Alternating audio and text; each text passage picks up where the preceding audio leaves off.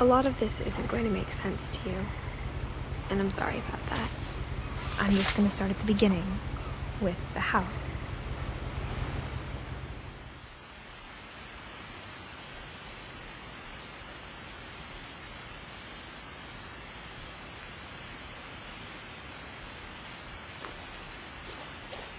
My brother Milton disappeared when I was 4.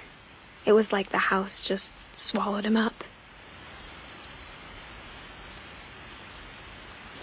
Someone had put up a chain link fence, but it looked like I wasn't the first person to hop it.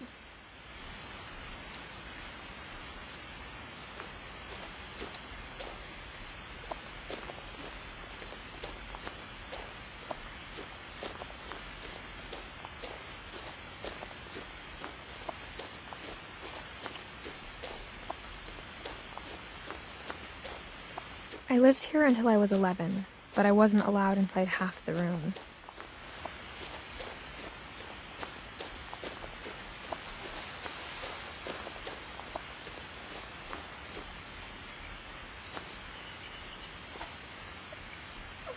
Inside the mailbox were bills from 7 years ago, marked urgent, open immediately.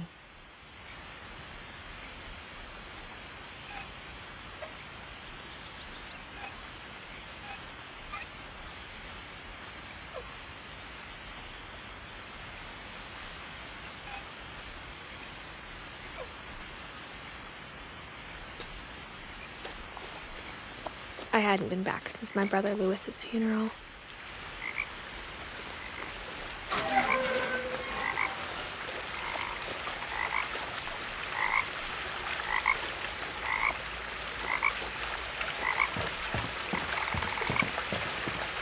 In her will, my mother left me a key but didn't tell me what it unlocked. Maybe she thought I'd know. Or she thought that the mystery would be enough to bring me back.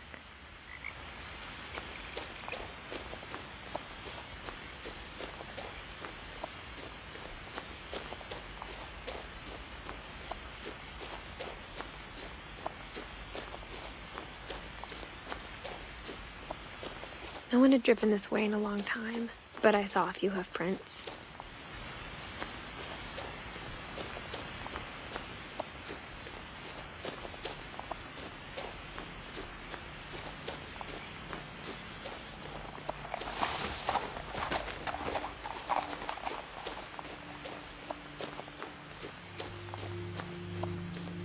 The truth is, even after I inherited the house, I never thought I'd come back to it. But now I had questions about my family that only the house knew the answers to.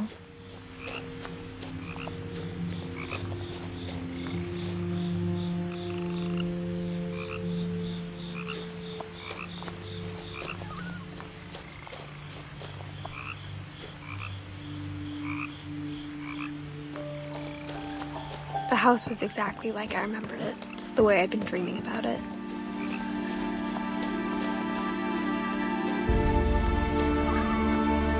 As a child, the house made me uncomfortable in a way I couldn't put into words.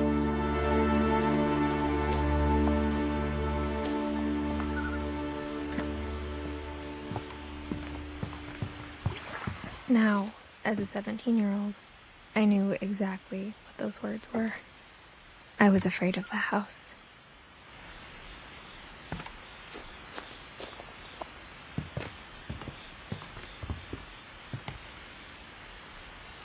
I hoped the key might unlock the front door. It didn't.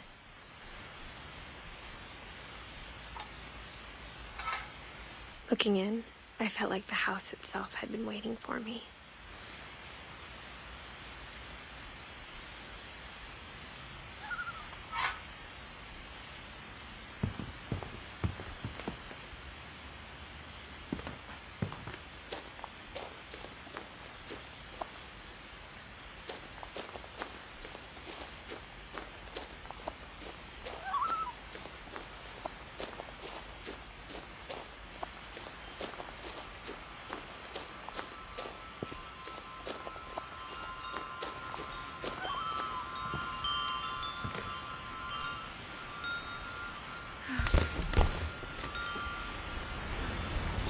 Crawling through the doggy door used to be a lot easier when I was 11.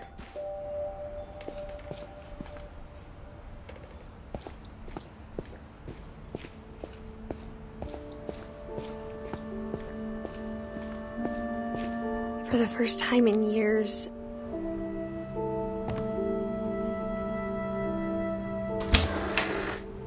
I felt like I was home.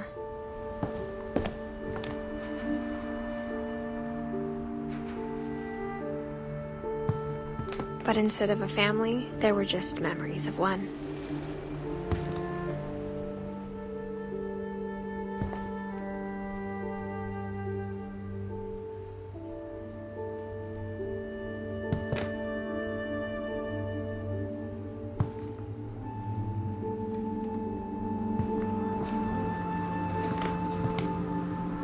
Like how only one restaurant would deliver to our house, so we had Chinese a lot.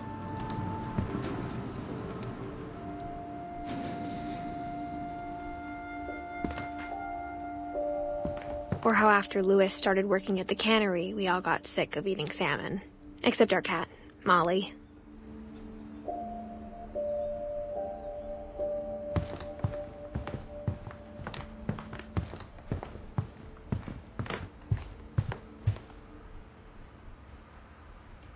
The table was still a wreck from the night we left.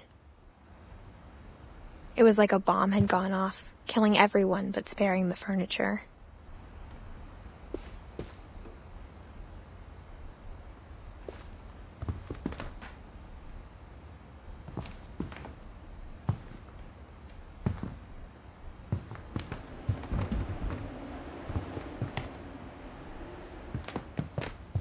My mom was the only one of us who could imagine Great-Grandma Edie living in a nursing home.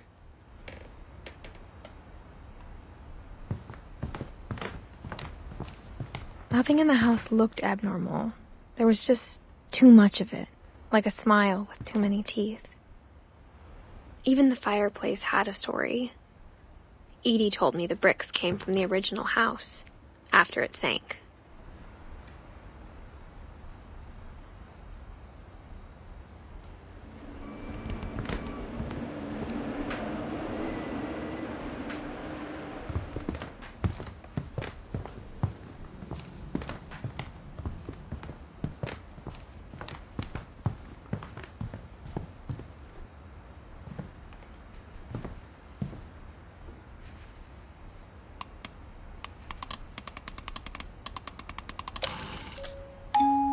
Great-Grandpa Sven built a music box for Barbara, along with the rest of the house. Mom always told me to stay out of the basement, so I wasn't too surprised when the key didn't fit.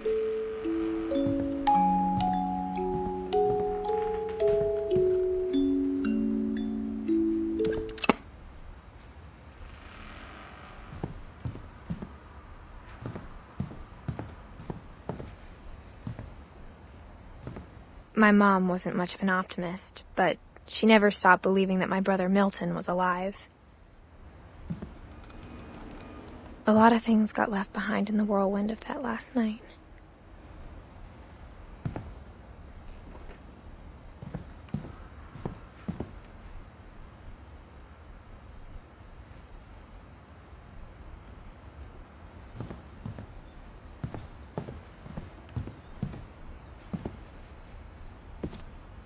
After Milton disappeared, Mom sealed up all the bedrooms. Then Edie retaliated and drilled peepholes.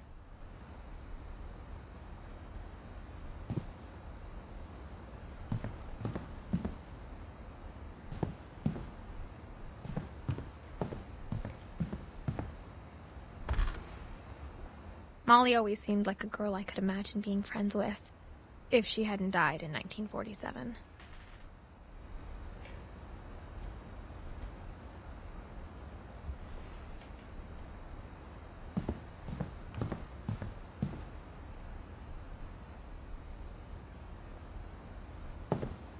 I spent a lot of time playing in Great Uncle Walter's room. I think my mom sometimes regretted not sealing it up. Louis told me there were secret passages, but I never believed him.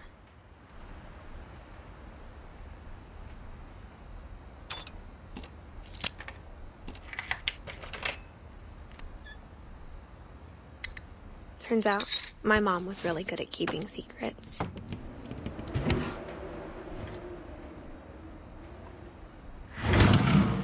Now it was time to find out what my mom had been afraid of.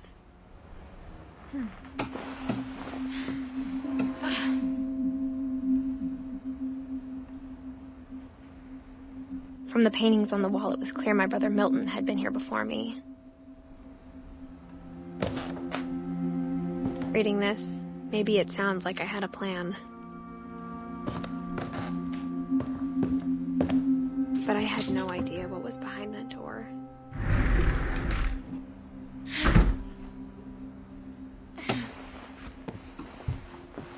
Just like I had no idea where all this was gonna lead.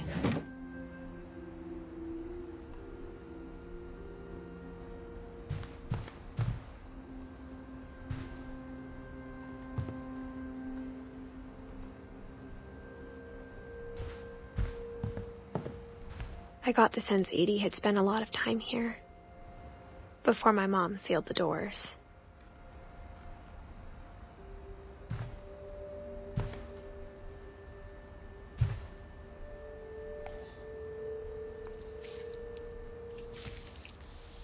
December 13th, 1947. Dear Diary, I'll be gone soon, but I wanted to tell somebody about what's gonna happen. It started when Mom sent me to bed without dinner. I woke up and I was starving, so I looked around for something to eat.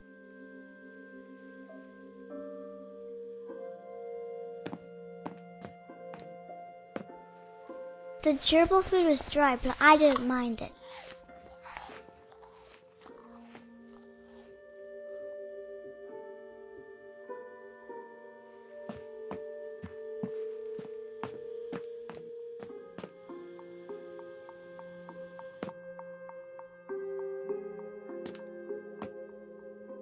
I thought about eating Christopher, but I held back.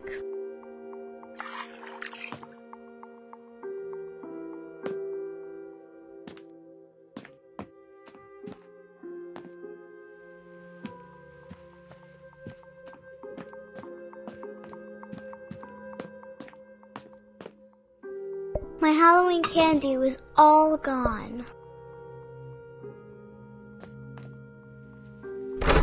Mom, can I come out now? Sweetheart, it's late. Go to sleep.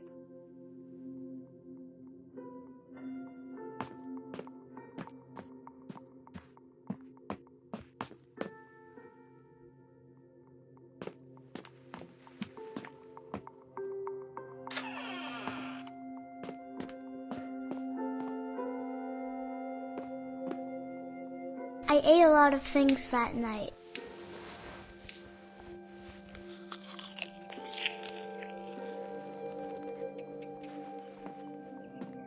I kept eating and eating.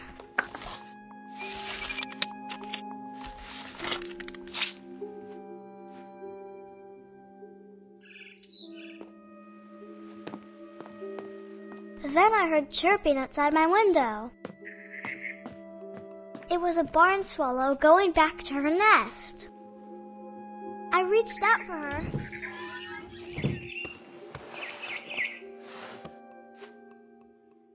And suddenly, I was a cat.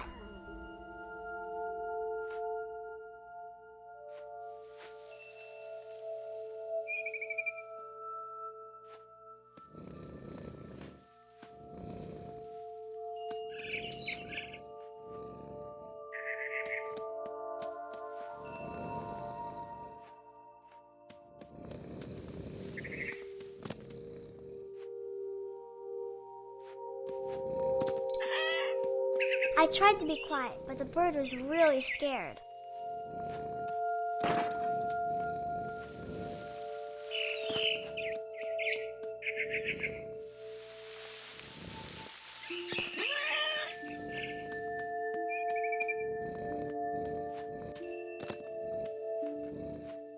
Mom and Dad didn't even look at me.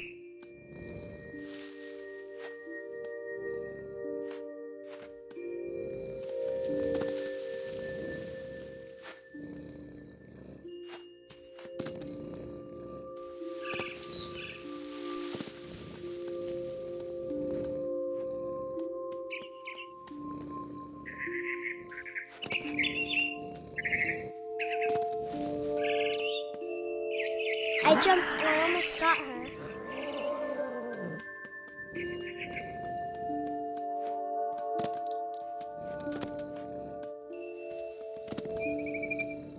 I could tell she was getting really tired.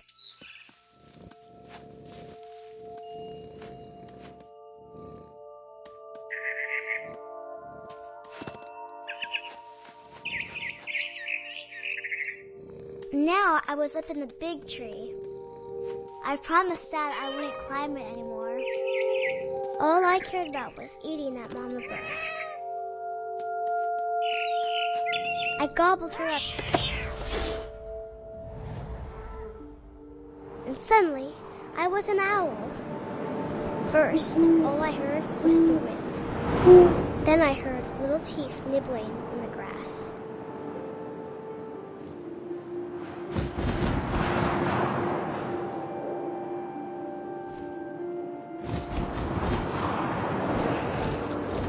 Rabbits.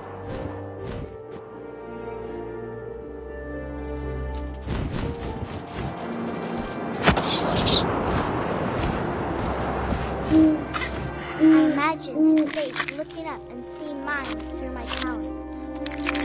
I swallowed him up, and I didn't chew one bit. Then I flew off to find something bigger.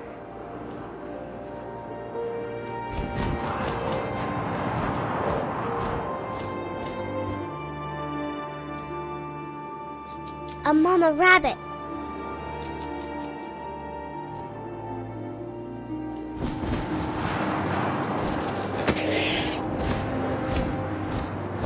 She was almost too big to carry. I started choking, but I couldn't stop eating. And suddenly, I was a shark.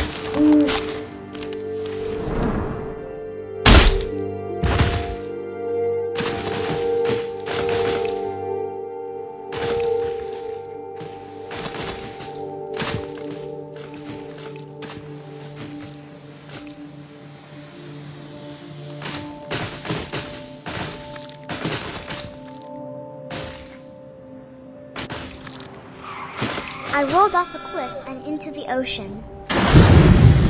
Now, I was hungrier than ever.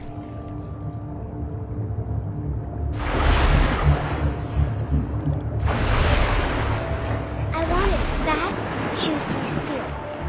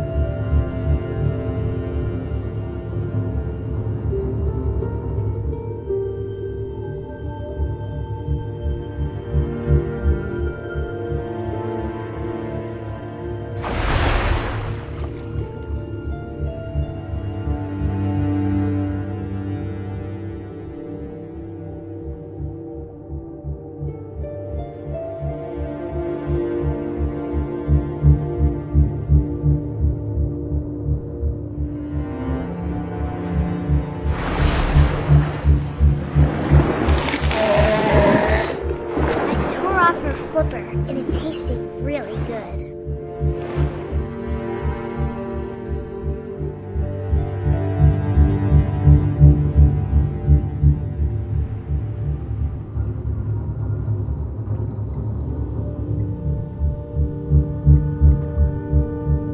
I grabbed on tight. When I was so hungry, I jumped out of the water. When I opened my eyes, everything had changed.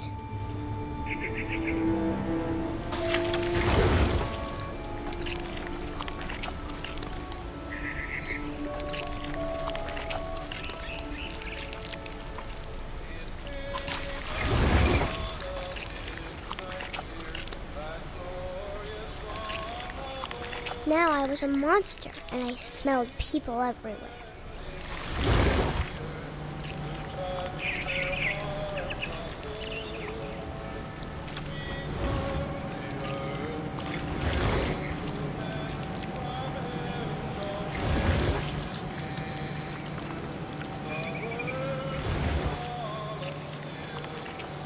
I was big, but I moved real quiet.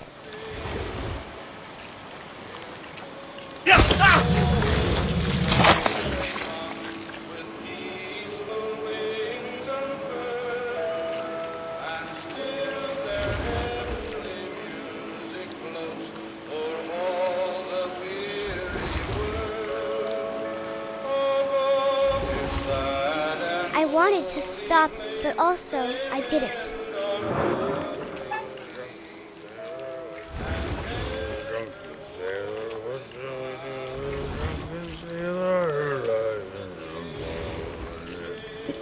His belly with a rusty razor, his belly with a rusty razor, his belly with a rusty razor, no more. What shall we do with a drunken sailor? What shall we do with a drunken sailor? What shall we do with a drunken sailor? Put him in bed with the captain's daughter, put him in bed with the captain's daughter, put him in bed with the captain's daughter. What shall we do with a drunken sailor? What shall we do with a drunken sailor? What shall we do with...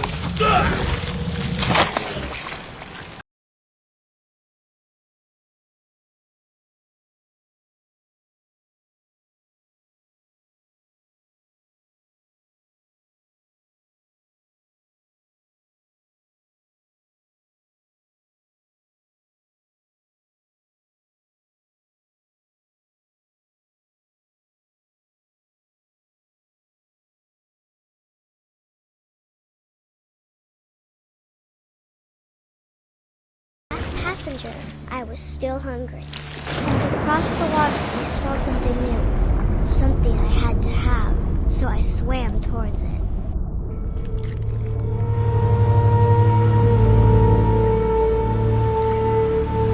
I slithered onto the sand, and the good smell went into an old pipe.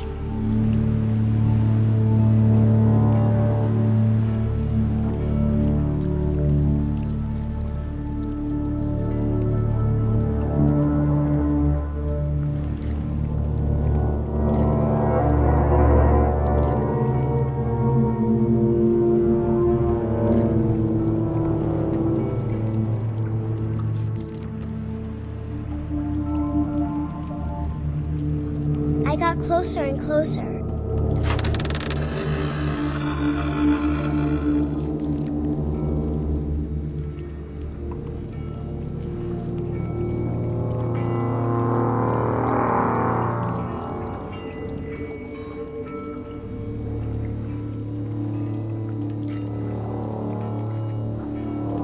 All of my stomach started growling.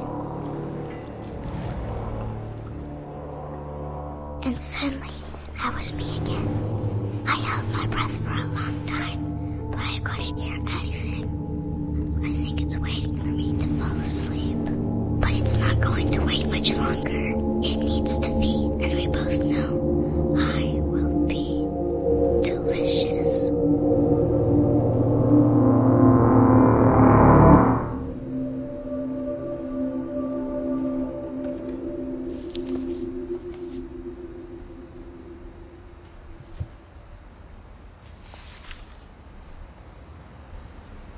I'm not sure if I believed all of that, but I'm sure Edie would have.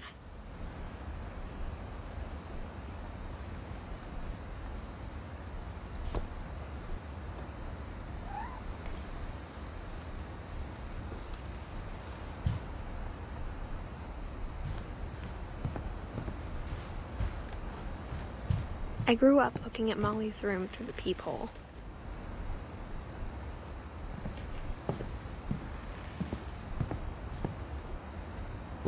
Molly's gerbil had a tiny bedroom with its own even tinier gerbil cage.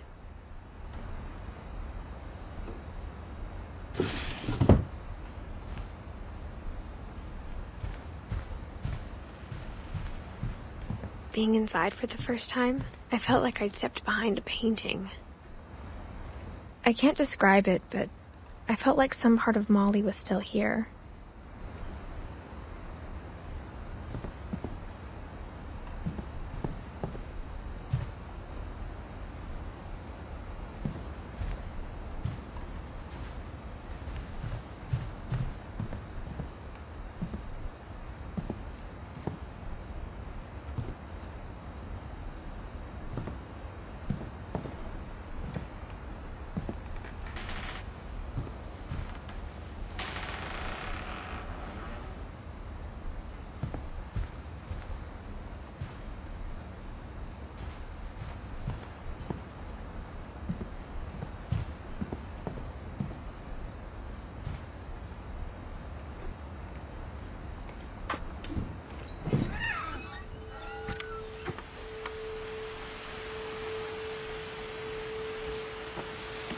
This will be obvious later, but my mom never told me any of these stories.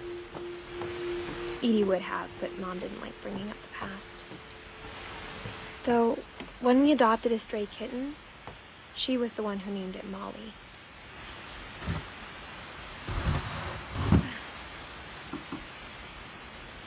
I spent a lot of time in Great-Grandma Edie's room.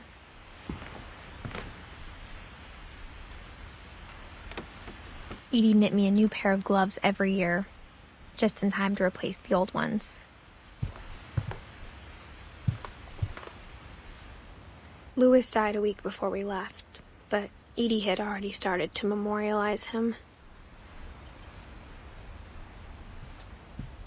Her room was like a museum.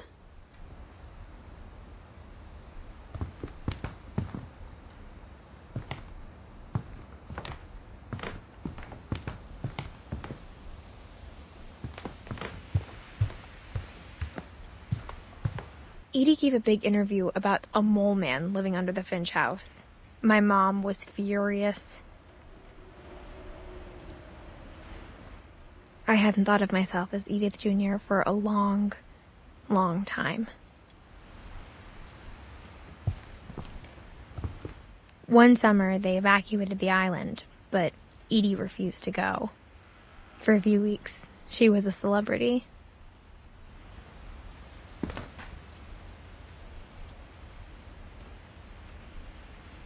When Edie told people Sven was killed by a dragon, she could also have said he was building a dragon-shaped slide that collapsed. She could have, but she didn't.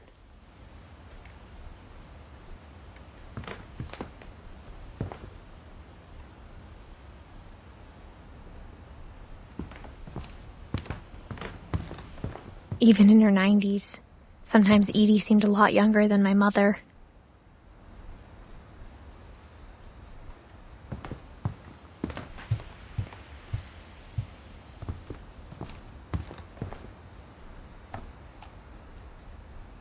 For 500 years, the Finches have been famous throughout Norway for their fortune and misfortune.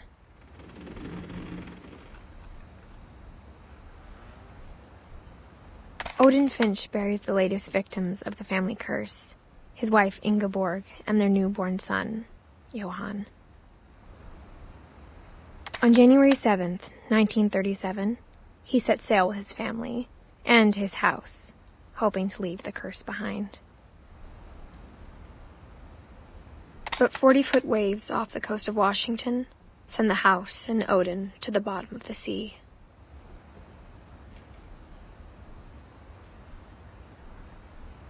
Odin's daughter Edie, with husband Sven and baby Molly, step ashore on their new home, Orcas Island. Odin Finch is the first to be buried in the new family cemetery. His daughter Edie is already dreaming of a new Finch house.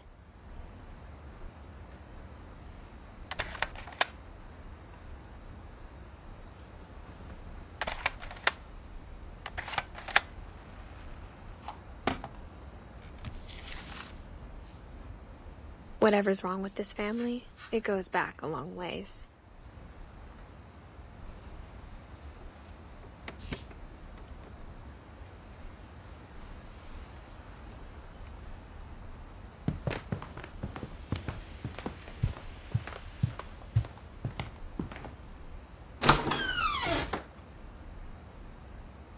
The only trace Grandpa Sam's first wife, Kay, left on the house was the pink bathroom.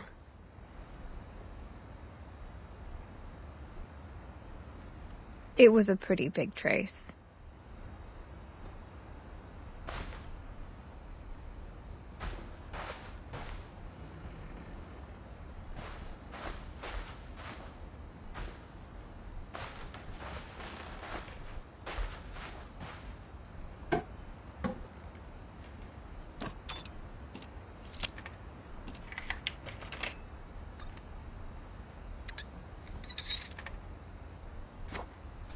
There's a secret in this bathroom. It's in the last place you would look. It isn't in the cupboard.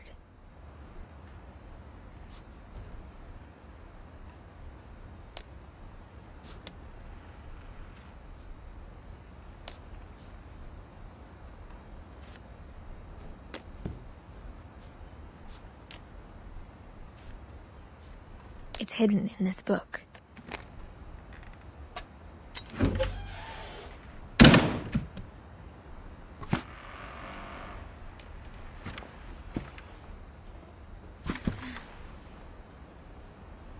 Sven gave Sam an old camera he'd refurbished. He never put it down.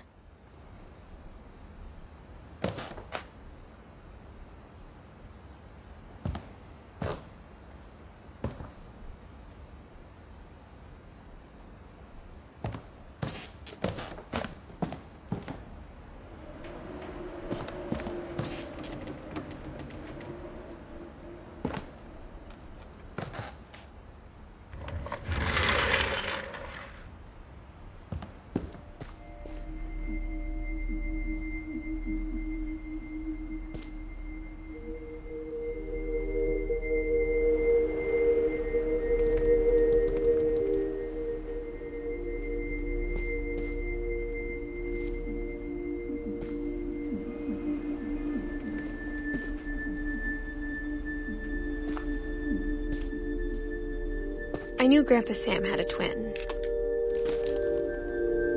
and that he never talked about him.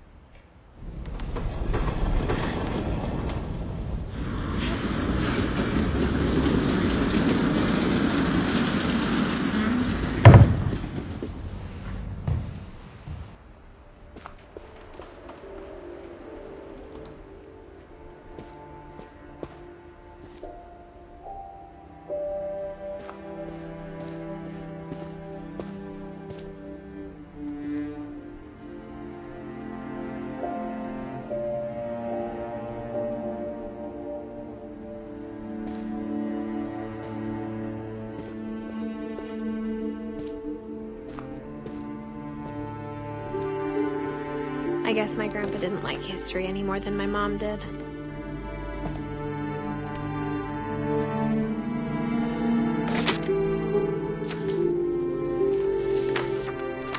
How I Want to Remember My Brother by Sam Finch.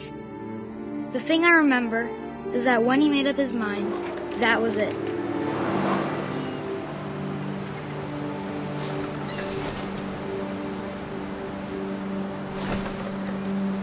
My brother said he'd die before he ate another mushroom. And he did. At Barbara's funeral, we swore we'd never be afraid again. And he wasn't. I think Calvin always wanted to fly.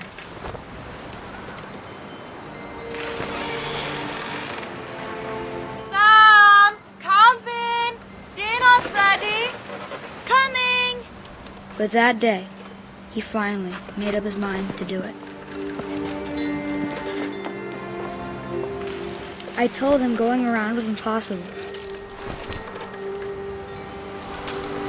Maybe if I hadn't said that.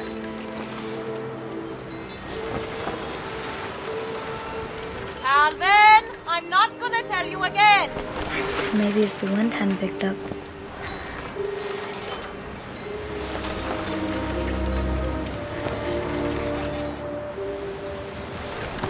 Then maybe he'd still be here.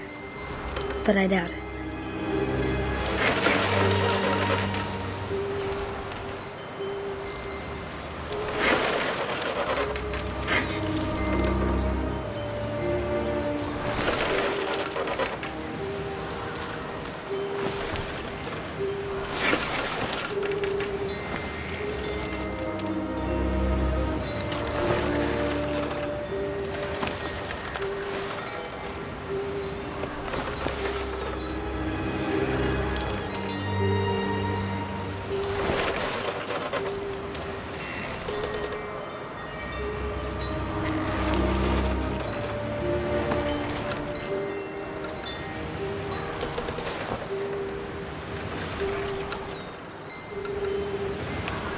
I think he'd already made up his mind.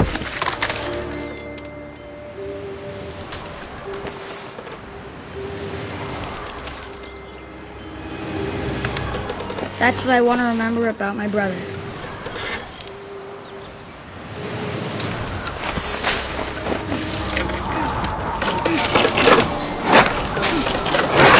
The day he made up his mind to fly. And he did.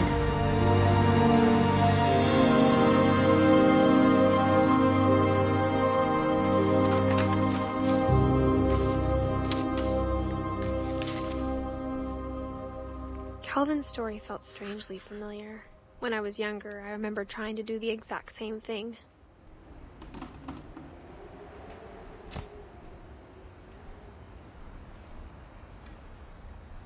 After the funeral, Edie roped off Calvin's half of the room.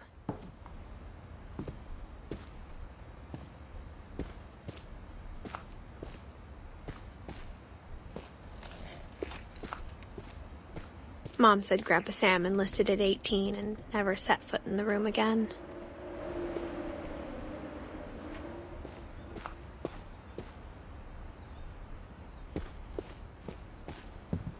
The passages were a pretty tight fit. They'd obviously been built for smaller hands and bellies.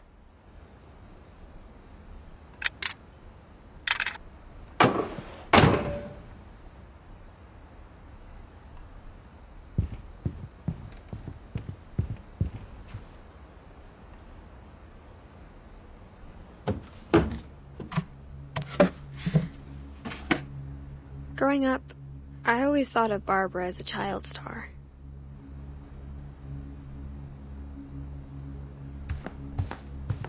Edie's father, Odin, built the original house.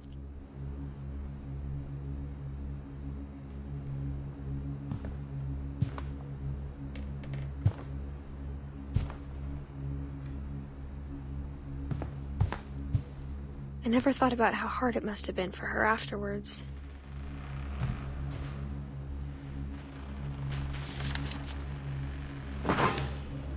Of all the stories people wrote about Barbara's death, I'm surprised Edie saved this one.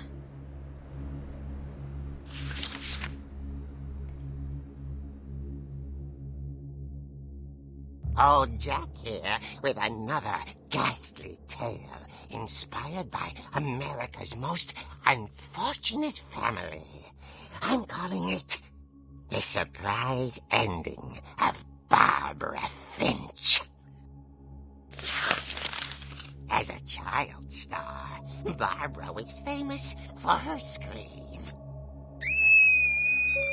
Now at 16, she was all washed up. A has-been.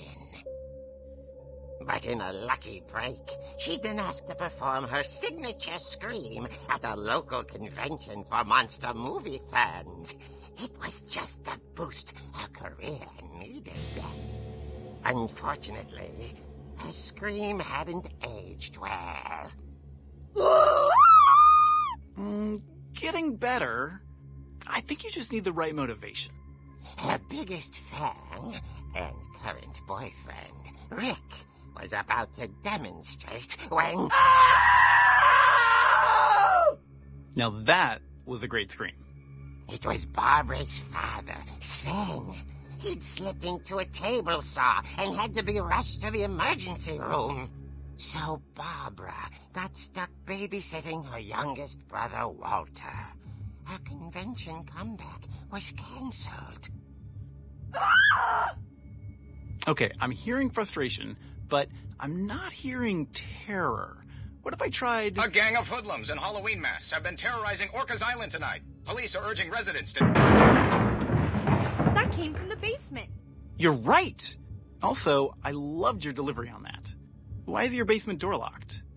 Because my dad likes making puzzles and secret passages. There's a key hidden in the music box. The secret is to keep winding and winding until finally the key pops out. Thanks, babe. I'll be back in a sec. 20 minutes later, Rick hadn't returned. So Barbara went to look for him, right on cue. She reached for the music box.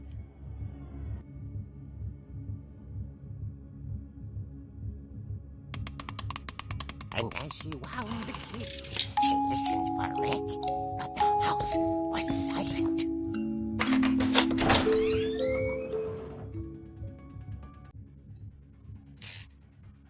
Rick? Are you okay? This isn't funny.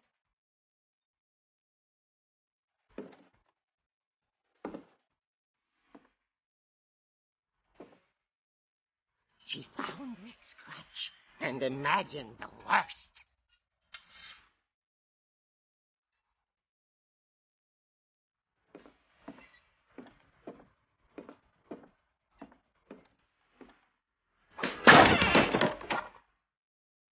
The gang's leader is the infamous Hookman killer, Dr. Carl Hamill, who impaled and then ate his family 10 years ago tonight.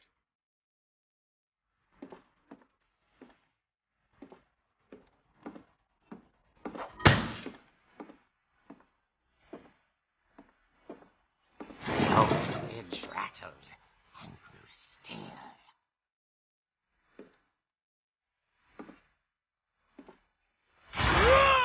Oh dear!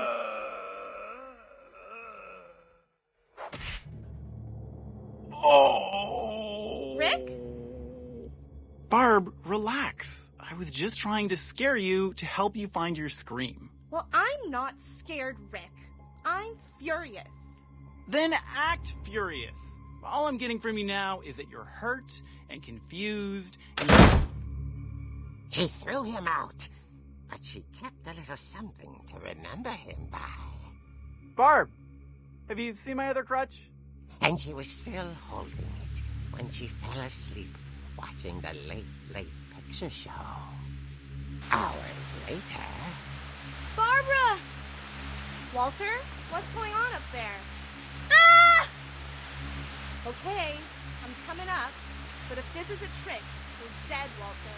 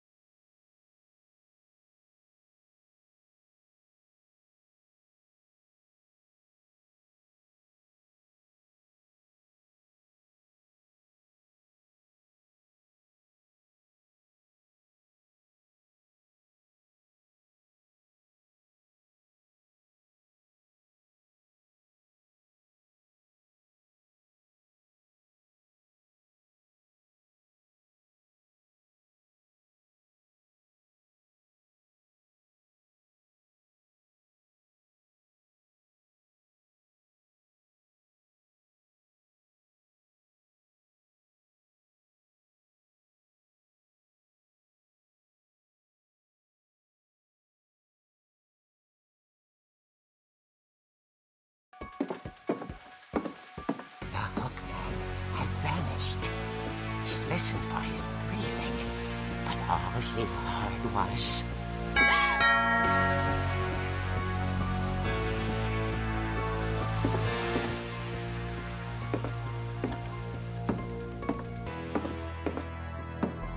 Someone at the door was dying to speak to young Barbara.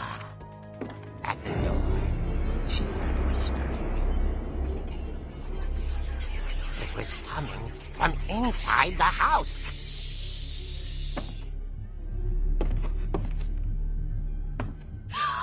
Oh dear.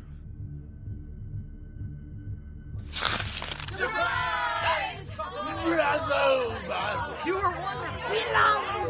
The monsters had come to surprise her. For Barbara, it was a dream come true. Then she saw what kind of monsters they were, and she realized what was about to happen. She was going to be famous. And with her final breath, Barbara Finch gave the performance of her life.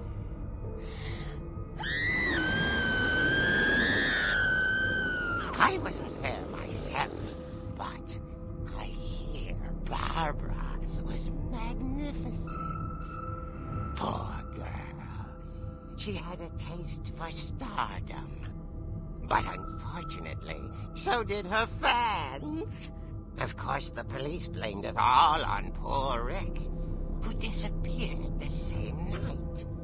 And little Walter, hiding under his bed the whole time. He took it all pretty hard, but that's another story. As for Barbara, tucked inside the music box is all they ever found of her.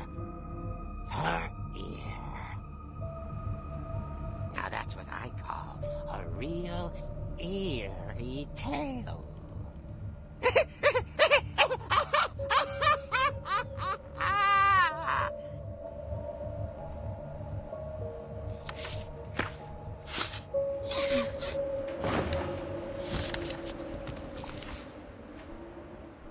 Edie told me all Barbara wanted was to be remembered, as absurd as that comic was. Maybe what Edie saw was a happy ending.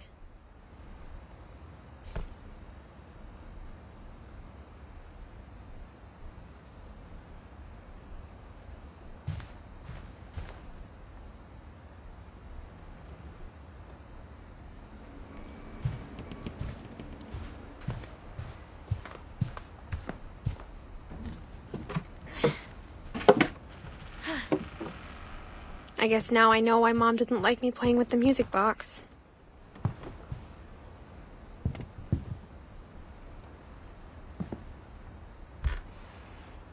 Barbara was a child star for 2 years, until America grew out of it.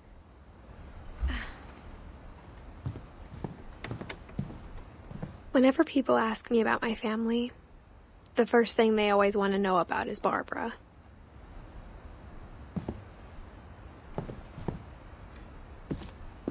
Mom must have locked the third floor stairs on the night we left.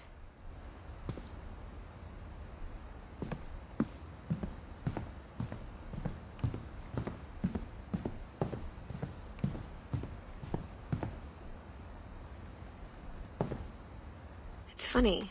All those times I played the music box, I was in never Edith's found the basement key. I was 10 and she was painting my portrait.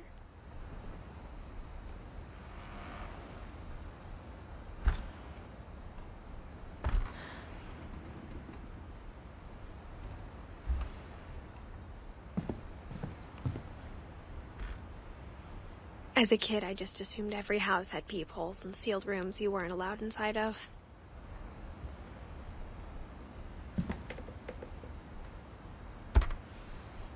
My Grandpa Sam spent 7 years sharing a room with his dead brother, Calvin.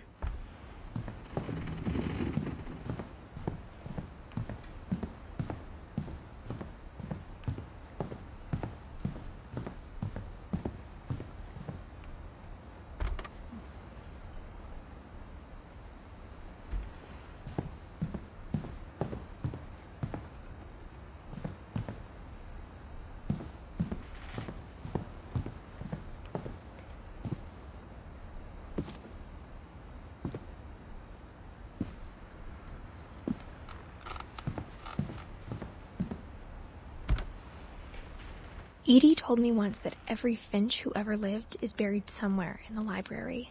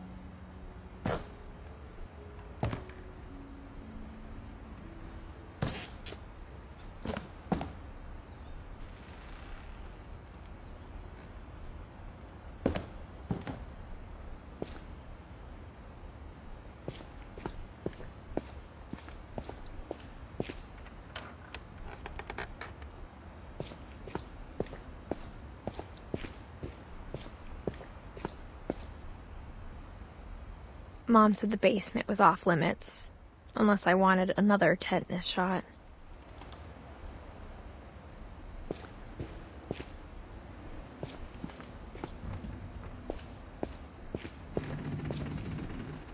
I saw Edie sneak down to the basement once, carrying packages. I thought maybe she was hiding presents.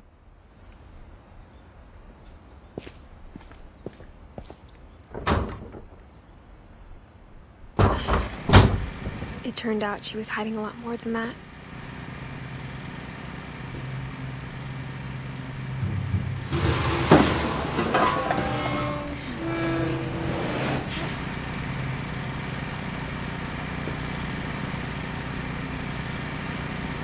I remember asking Mom once about where Walter had gone. She said after Barbara died, he got as far away as he could.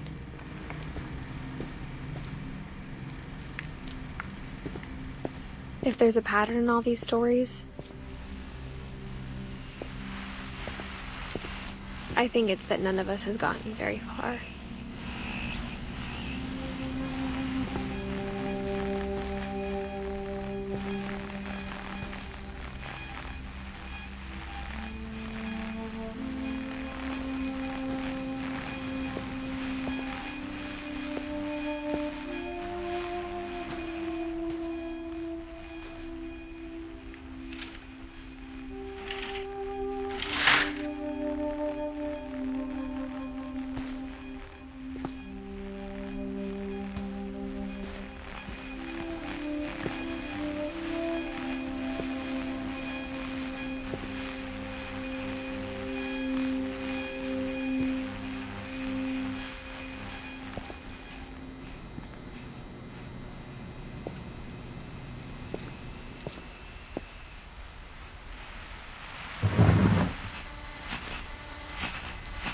Goodbye, everyone. I can't believe I've been down here for 30 years. On that first day, after the shaking started, I didn't think I'd survive a week.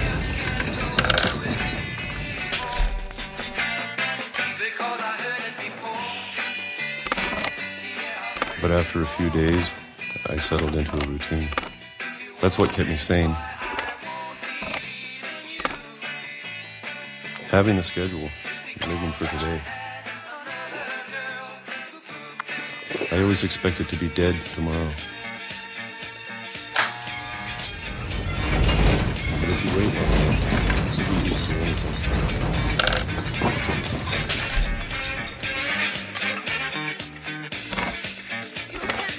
Even a monster on the other side of the door starts to feel normal. Almost friendly.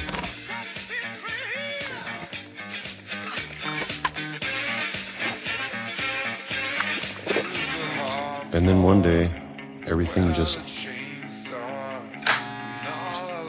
stopped. Whatever that thing was, it was gone. Maybe you got tired of waiting. Or maybe I just got tired of being afraid.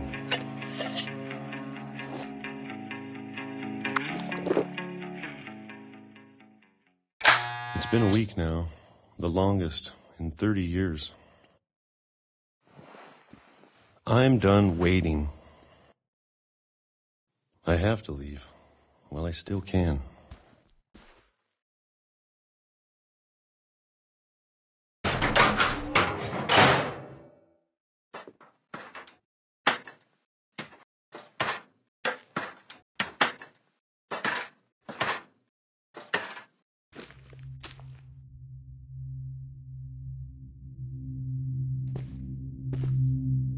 I know it's out there somewhere.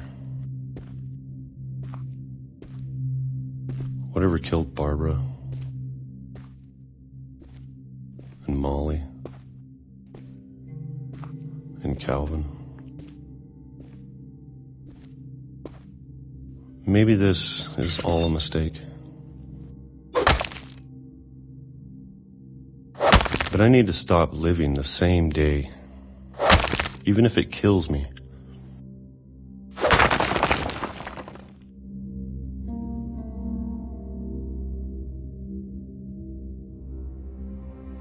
Whatever's out there, I want you to know I'm ready for it. I'm going to appreciate all of it, especially the food. I don't mind if I only have a year left. Or a month. Or a single week. I'd be happy with one new day. I can already imagine the sun on my face.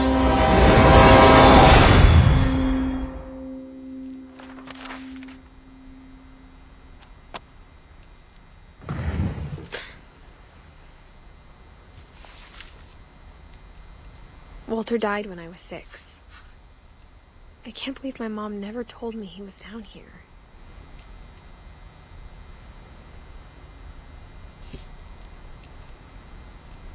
I'm sure my mom was trying to protect me.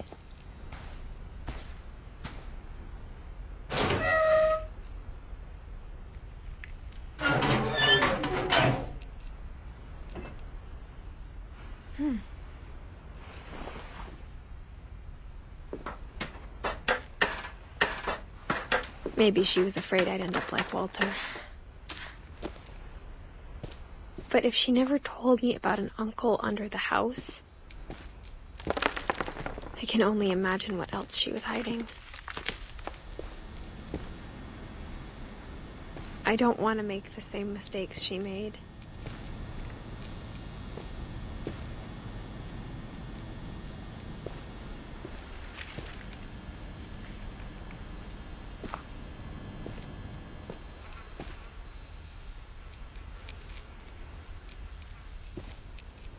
Trying to bury something that's still alive.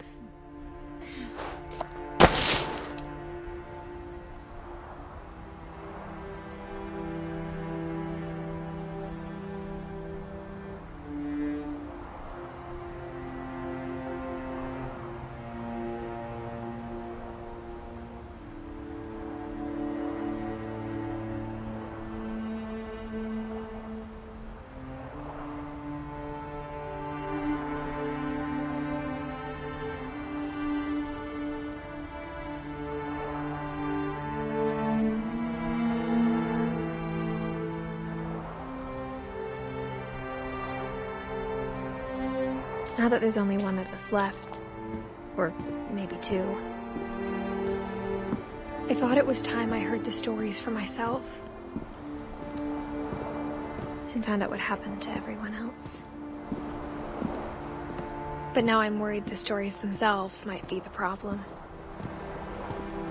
Maybe we believed so much in a family curse, we made it real.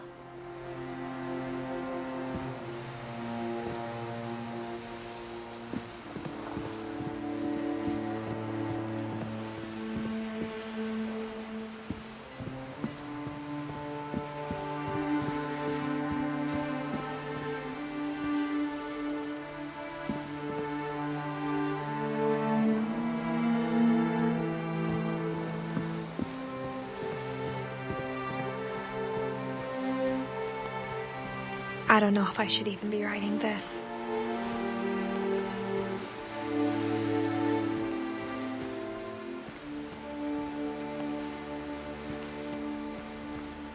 Maybe it'd be better if all this just died with me.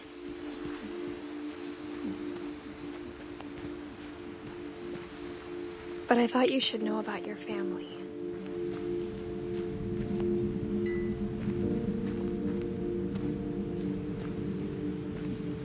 And the history you're a part of.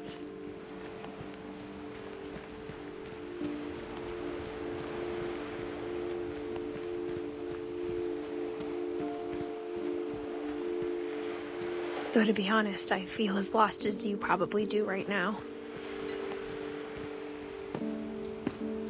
I think the people in these stories believed them, for what that's worth.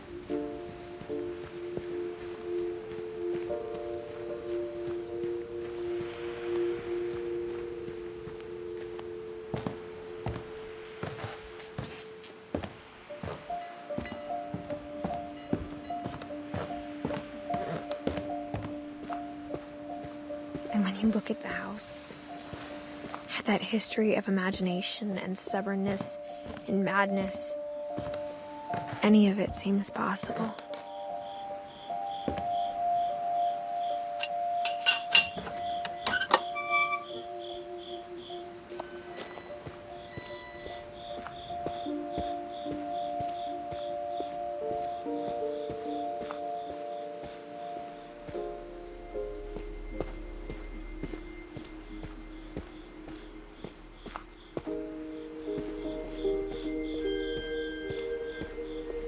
I think we've been surrounded by death for so long, we've just gotten used to it. What kind of family finishes building a cemetery before starting the house?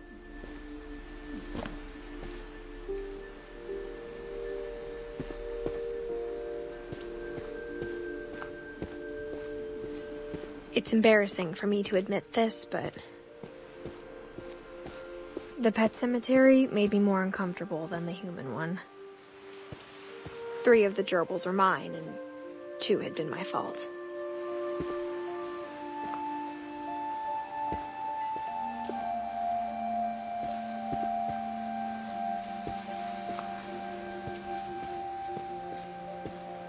Sven built the house, but it was Edie who designed the cemetery.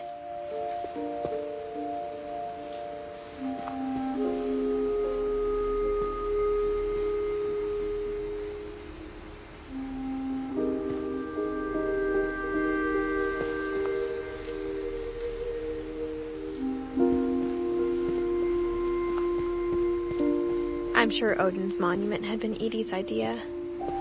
My mom was always trying to move on, but for Edie, the past never went away.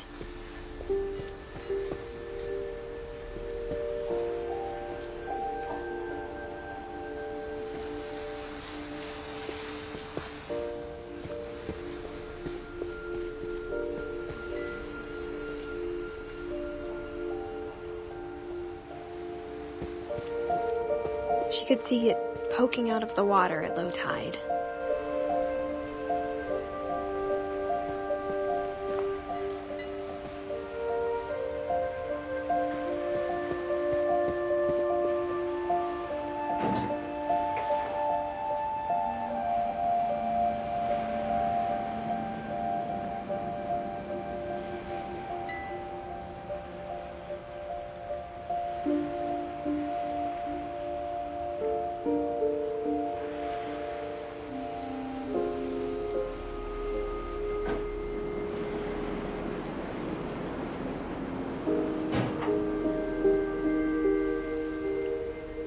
Edie said she dreamed about the old house every night.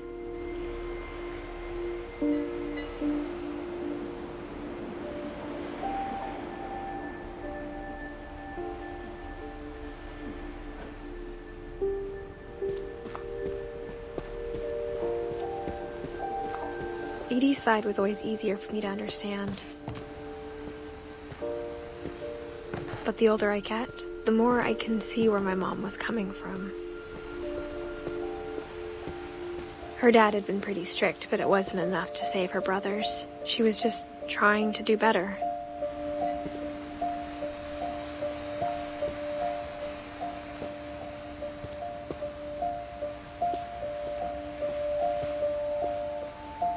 She lost 2 of her brothers, just like I did. I get why she tried so hard to protect us.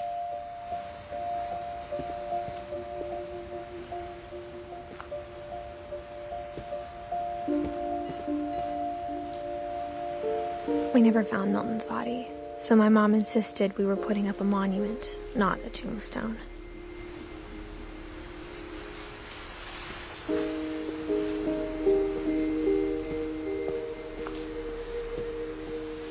There's so many things I wish I could ask my mom now. Part of me thinks this is what she wanted all along. For me to come back someday and find everything out for myself.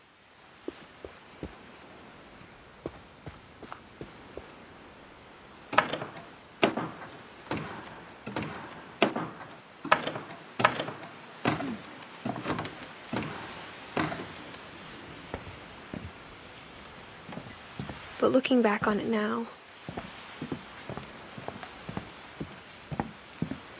if she told me there was going to be so much climbing, I never would have come when I was 22 weeks pregnant.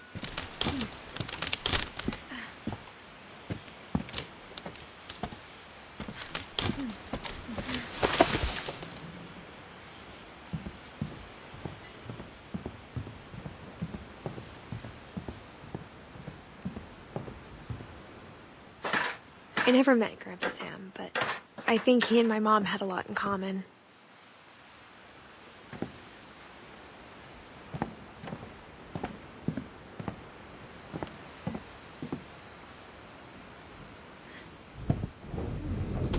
They were both pretty intense. Sam spent his life shooting photos, but Mom said he got nervous being in front of the camera. I guess we're all afraid of something.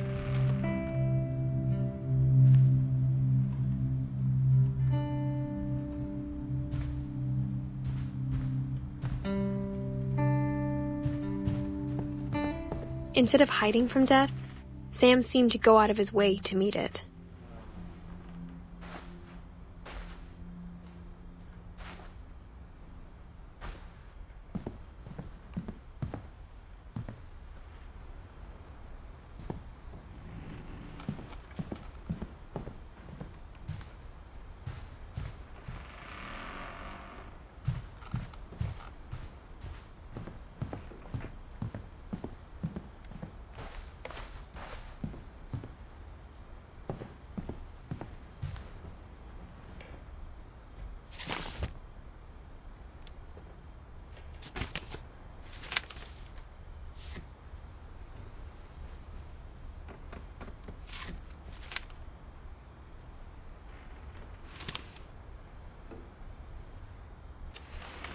Dawn, I promise, you'll never forget this weekend.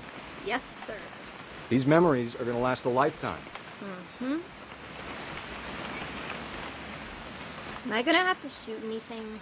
It's a hunting trip, Dawn. Shooting is strongly encouraged. Shouldn't we be leaving?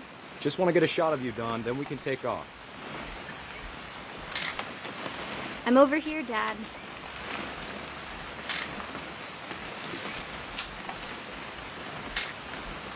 Just need to get a shot of you, Dawn, then we can hit the road.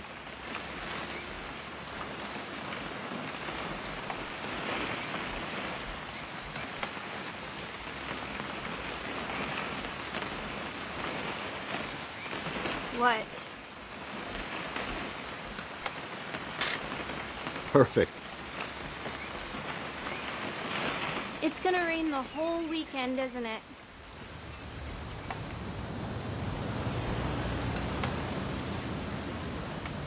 Please just take the damn picture. Hey, language. Did you want to get a picture of me or what? I will never forget this weekend, Dad. That's the spirit. Come on already. Smile, Dawn. Okay, got it. I'm gonna take some pictures, okay? Just be careful. The camera's older than you are.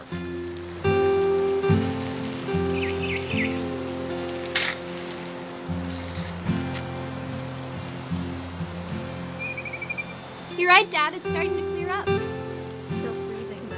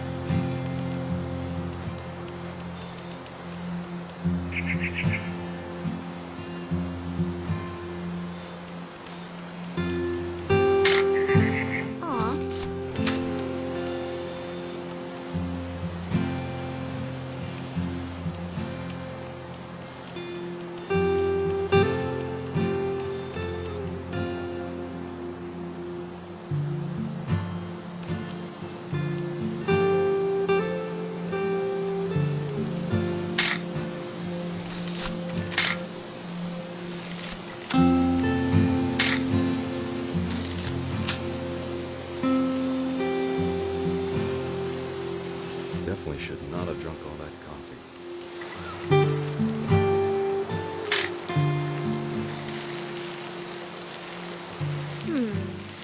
Hold still while I take a picture. Hey! That's a keeper.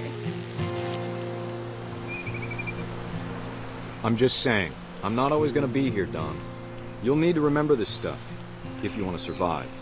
I'll be fine, Dad. You know who else thought he was gonna be fine? Some guy who died. Don, I'm being serious. I know, Dad. You're always serious. Doesn't being out here make you want to chill out? Well, to tell you the truth, I haven't been out here in 20 years.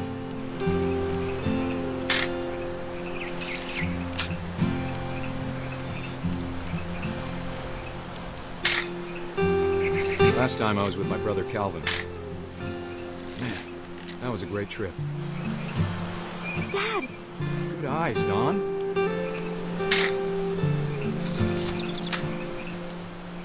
Before you take the shot, let me get a picture of you.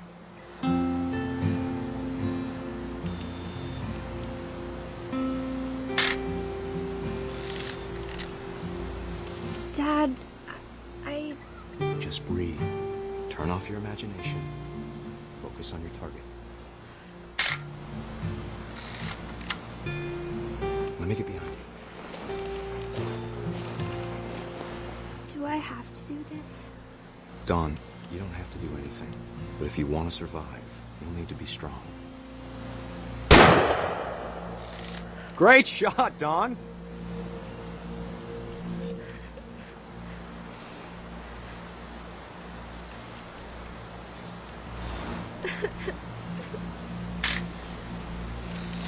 I'm proud of you, Don. Always remember that, okay?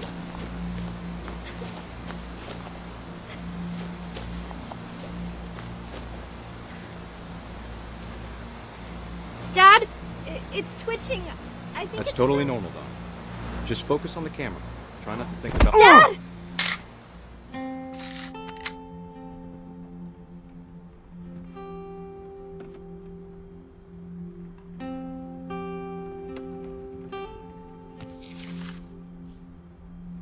Of all these stories, that's the one I wish most that my mom had told me.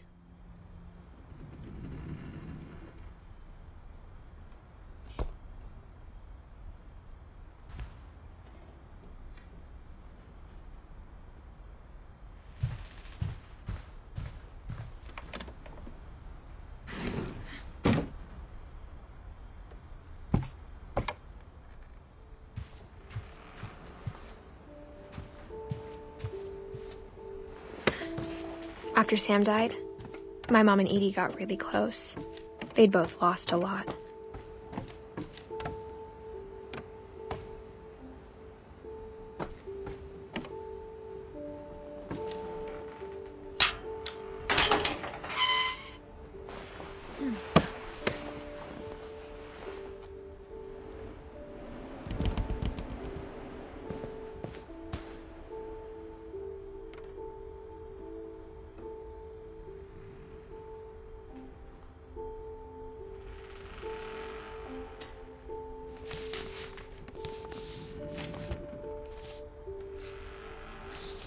Dear Kay, do you remember the way Gregory used to laugh when he thought he was alone?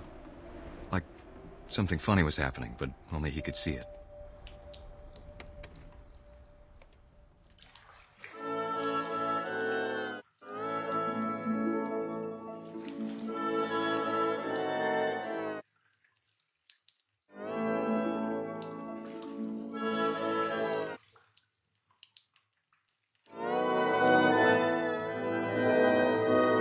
He saw things the rest of us don't.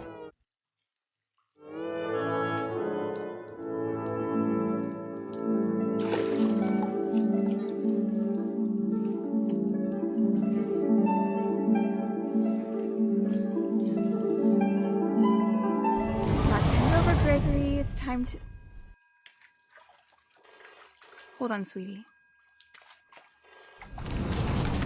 Hello? Sam, I told you I don't want to talk right now. I wonder what he saw.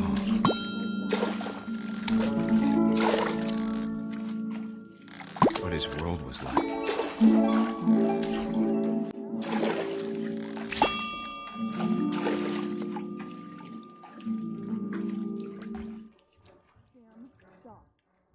He reminded me so much of Calvin. Lost in his imagination. Whatever it was, he saw.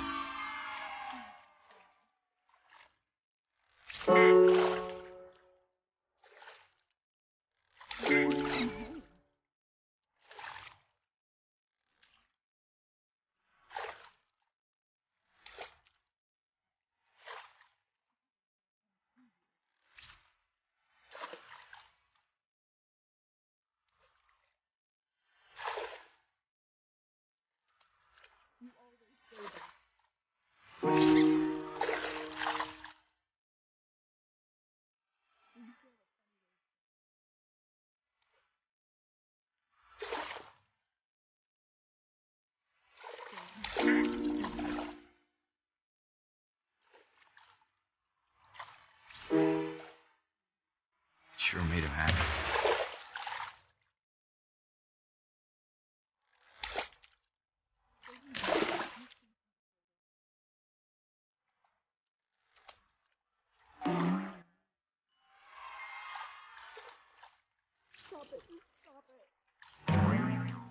I know how silly it sounds.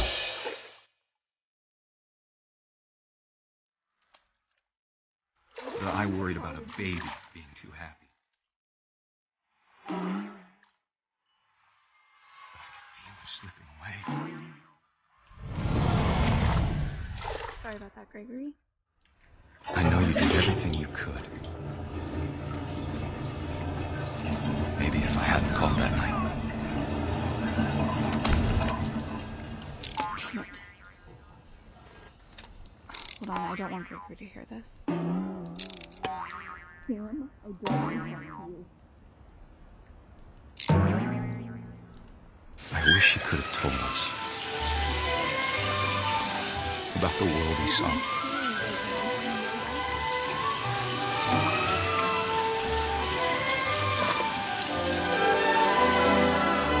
There's so much I don't understand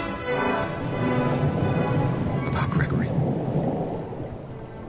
About everything.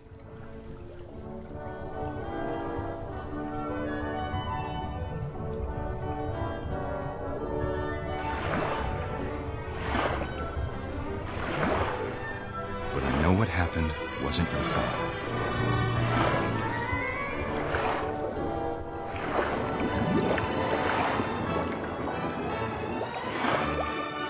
Sam. And he'd want you to be happy too. Good luck, Kay. Love, Sam.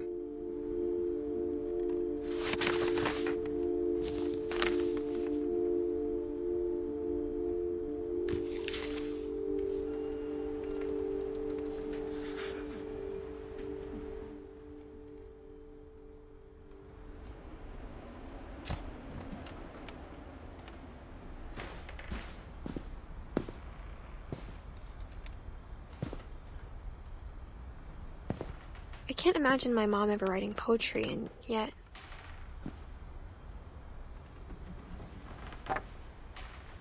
A poem for Gus, who always said the wedding was a bad idea. Our father never hit us kids, at least not very hard, before the day my brother said with teenage disregard that he'd be dead before he'd see a wedding in our yard.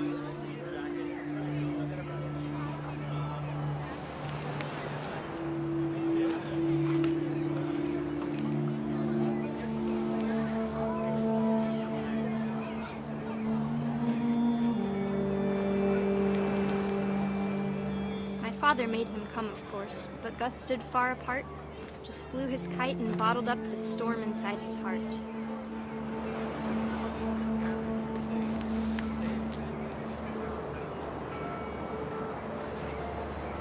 Tried to talk him out of it, but though he'd never met her, "We don't need a stepmom," were the words that I remember. Pronounce you husband and wife. Make him cry.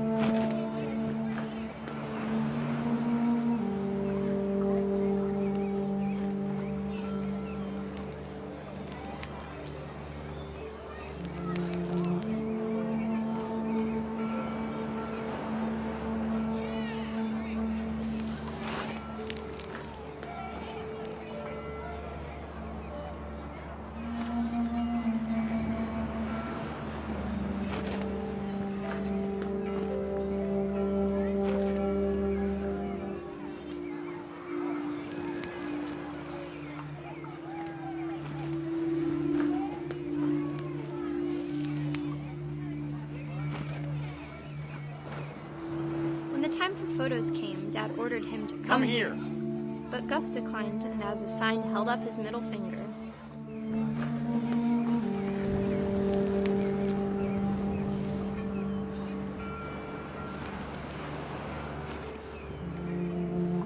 The wind picked up, and panicked geese appeared and quickly went. But all the humans did that day was go inside the tent.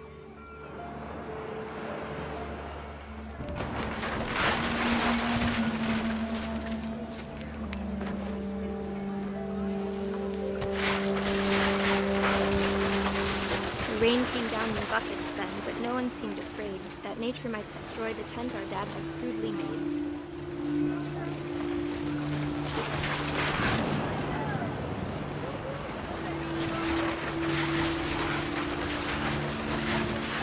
The thunder sounded much too close and full of angry power. But all my father said to this was, "Make the music louder."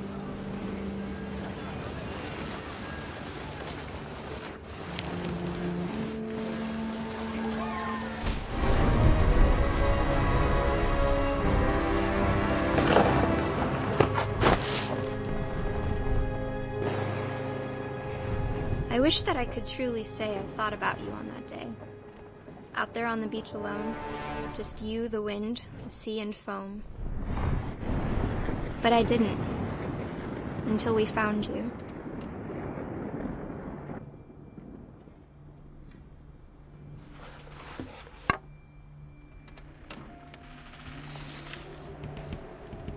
She never talked about him, but Mom told me once if I was a boy, they were going to name me Gus.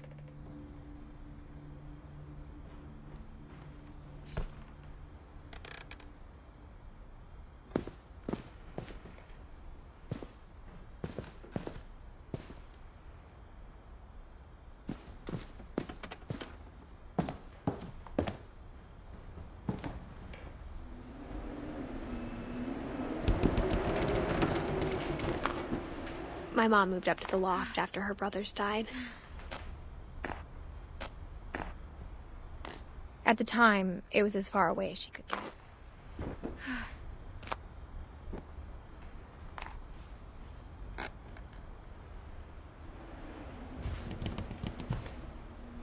Religion was another thing my mom never talked about, but I think it helped her a lot after her dad died.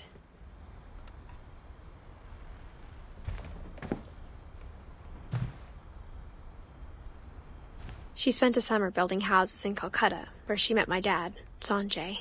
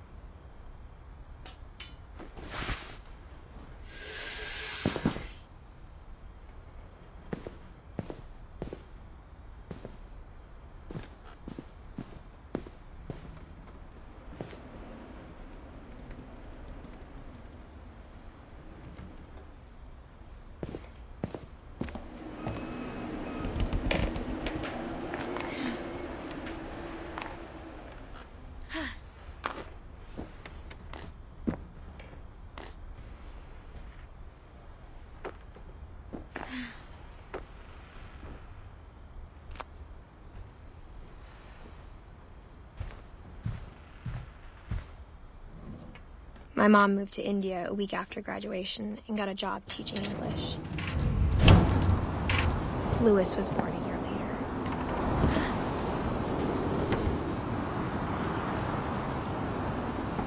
When my dad died, I don't think Mom knew where else to go.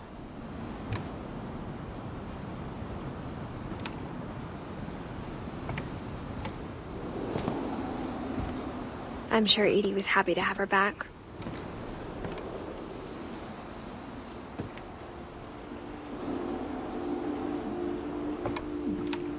The house had to get a little bigger, but Edie was used to that.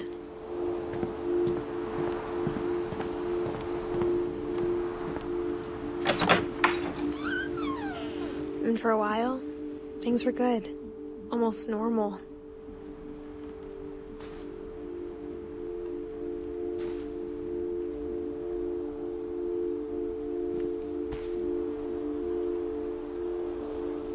But it didn't last.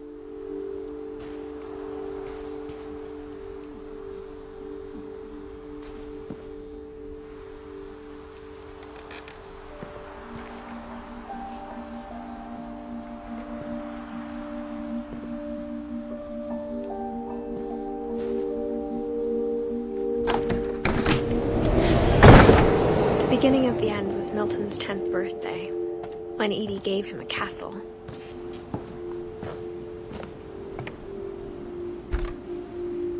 After Milton disappeared, the only thing he left behind was a room full of paintings.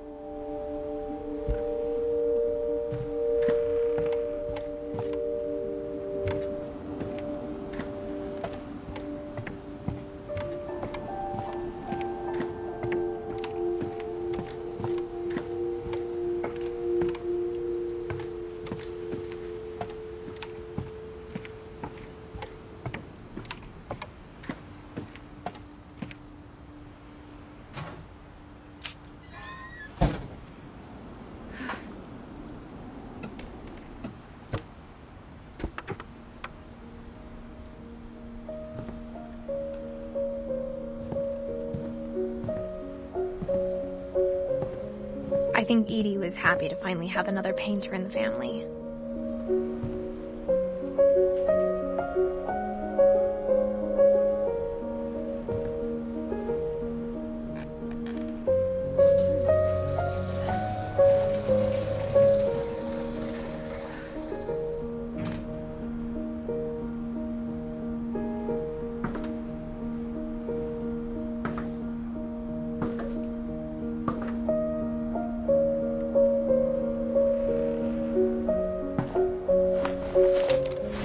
Milton Finch in The Magic Paintbrush.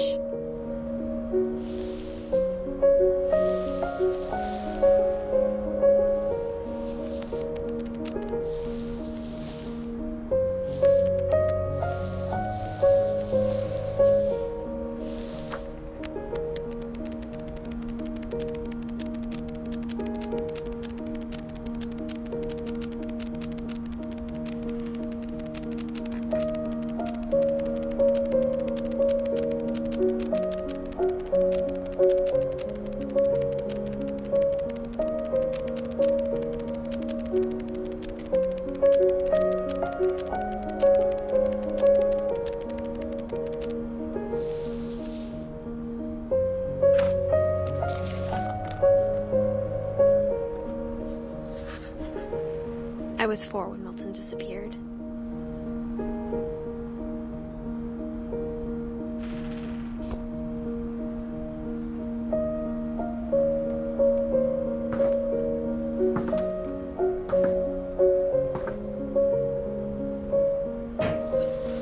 Mom spent months searching for my brother. Then she sealed the doors.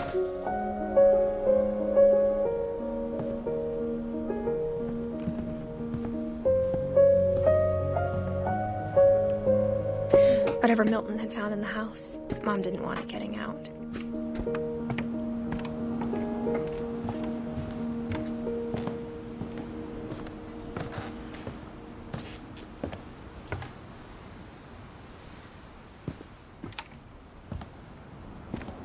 Mom definitely blamed Edie, but I think Louis blamed himself.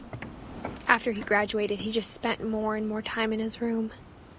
Until Mom got him a job at the cannery.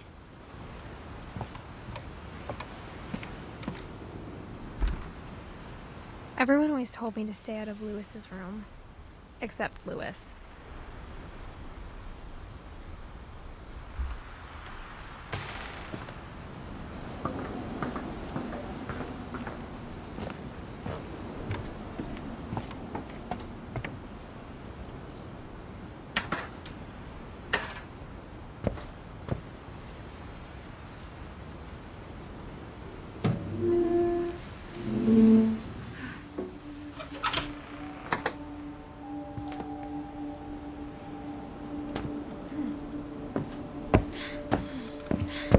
Louis's room smelled very, very familiar. That part of him lived on.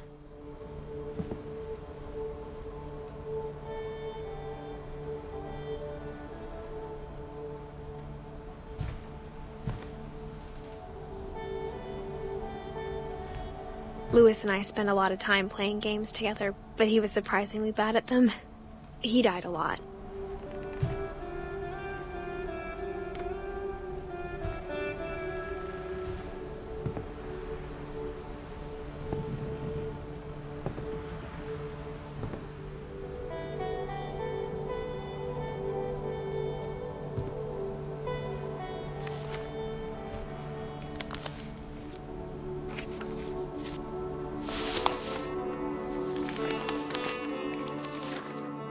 Dear Mrs. Finch, as Lewis's psychiatrist, I can understand your desire for an explanation. As I see it, the trouble began in January, shortly after we convinced your son to seek treatment for substance abuse. Newly sober, I believe Lewis first noticed the monotony of his daily life.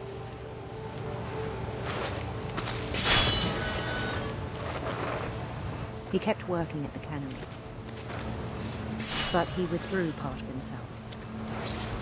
In our sessions, I saw the same behavior. His mind began to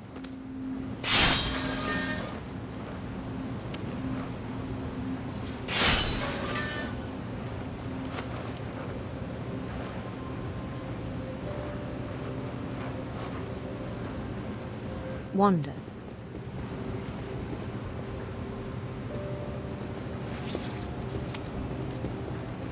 I asked him to describe it. He said he started small, imagining a labyrinth. He'd feel his way about. Then something moved. Bats. And toads.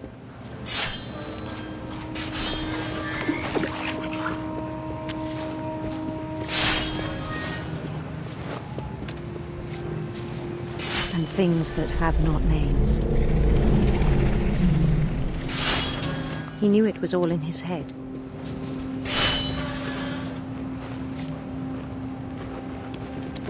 But he took it very seriously. I had hoped he'd find himself.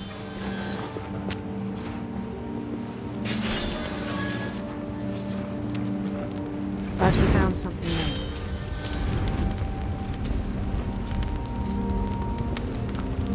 I worried about him then.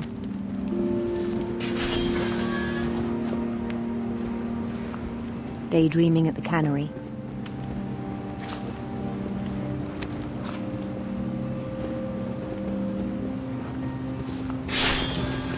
I spoke with his boss,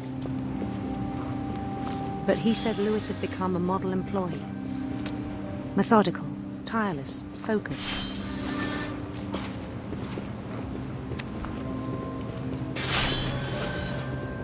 Like a whole new Lewis. So I let him go on.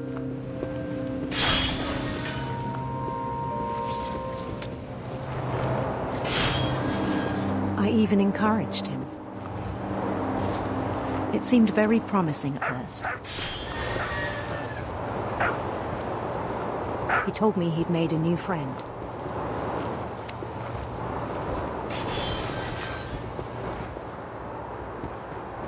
On the edge of a city he named Lewis Topia.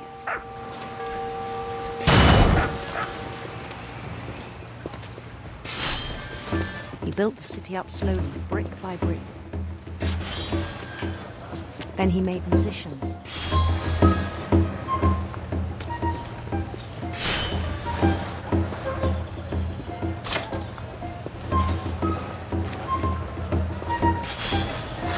And songs for them to play. He talked about starting a band. And he was always humming something. Every day his imagination grew stronger.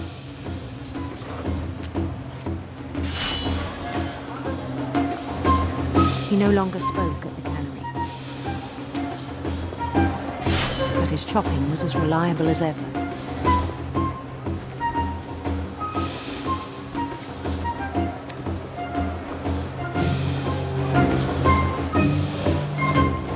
Then one day it struck him that all the cheering crowds, even the stones under his feet, were all in his imagination. So he could do whatever he wished.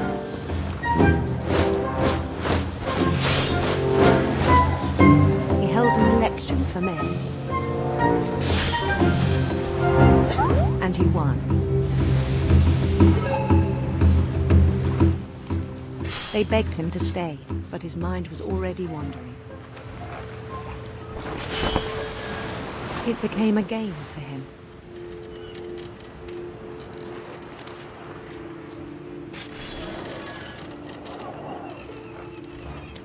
He'd conquer a city, then immediately push on. New Louisville.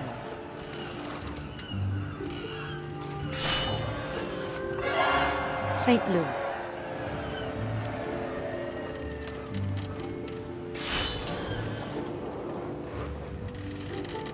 He started drifting away from our reality.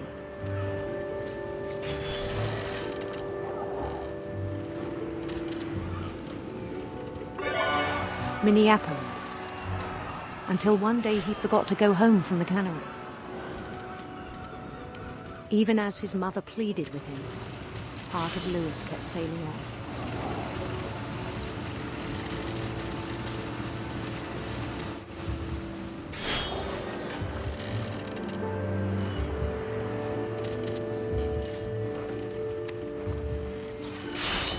In Louisburg, he heard rumors of a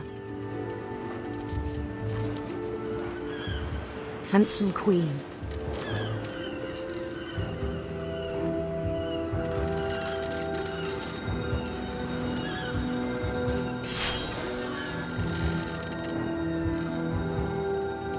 The queen was on her own quest for radiant rainbows.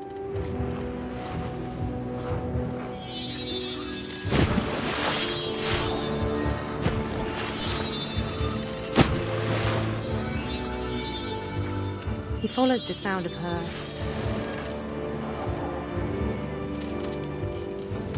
silver harp.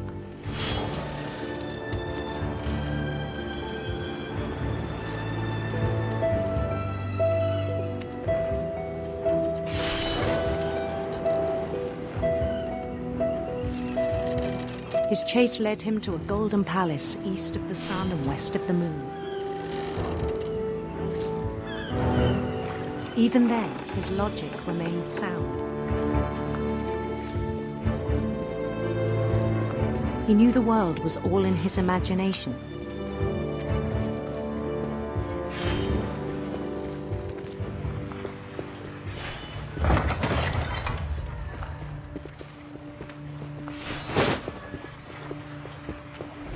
But he was so proud of having created it.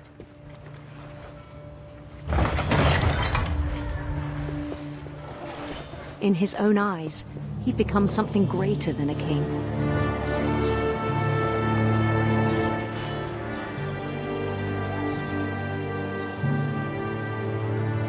For someone who'd never known success in the real world, I think it was overwhelming. And then it struck him that the real Lewis was not the one chopping salmon, but the one climbing the steps of a golden palace.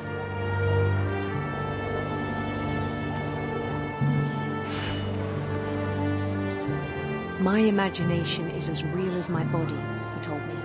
It was hard to argue with him.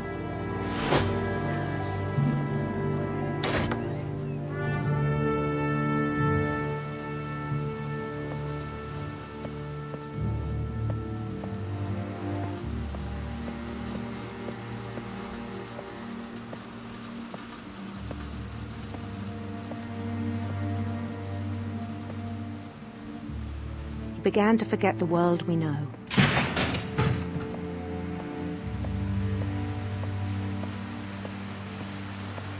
I think it pained him to remember Lewis, the cannery worker.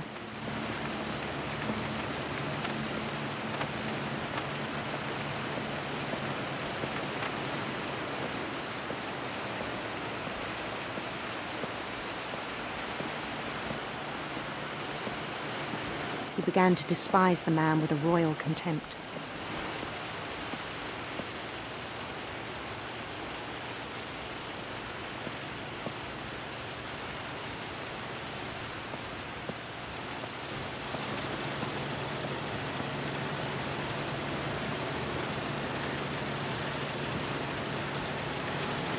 I still thought I could save him. Even after he said he was being crowned king over all the lands of wonder. The palace would be packed with his companions.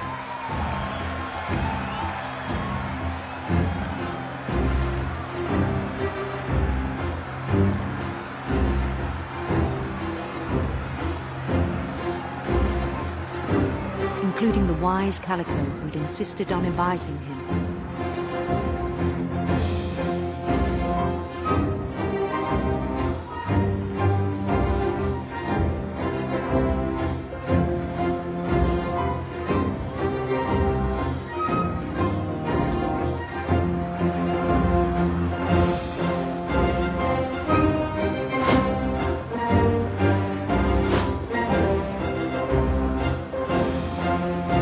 His queen waited, holding his crown.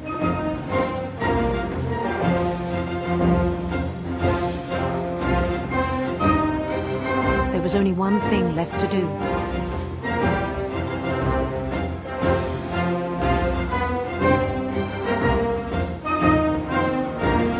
Bend down his head.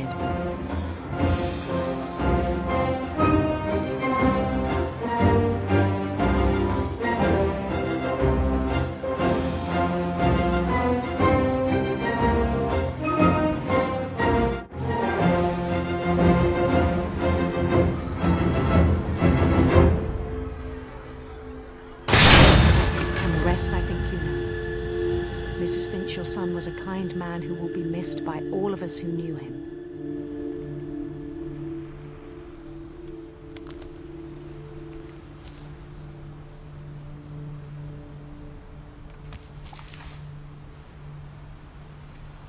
My brother was really cool. I wish you could have met him.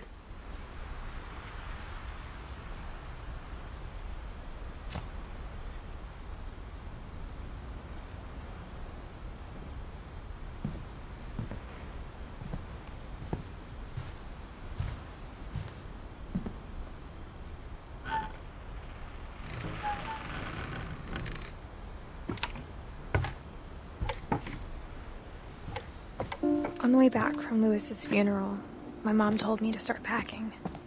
She waited until the day before we left to tell Edie.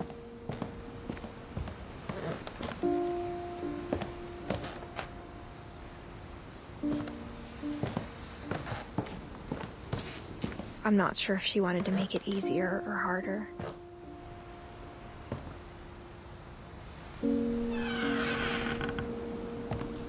I wish we'd stayed.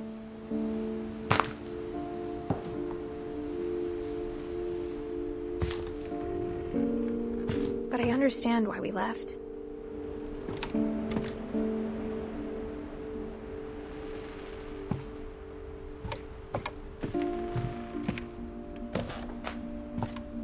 My mom ended up leaving everything behind.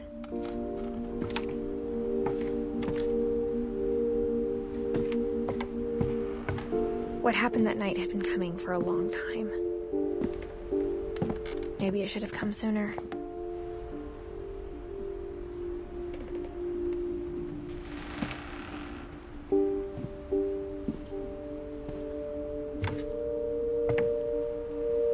But it had to end one way or another.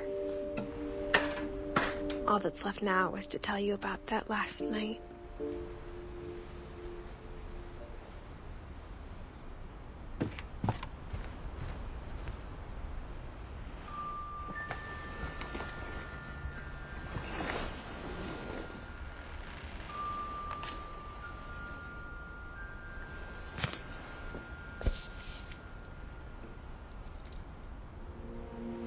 That whole last day, Edie just watched us pack and didn't say a word.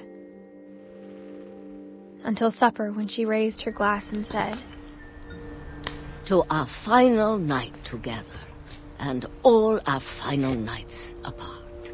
Grandma, you know what I said about alcohol. Some of your medications are very Edith, specific. I left a present for you in the hallway. Why don't you go open it? The grown-ups have to argue now. I'm sorry, you're right. We're all leaving tomorrow. Let's just enjoy our last... I'm not leaving. Edith, you're excused.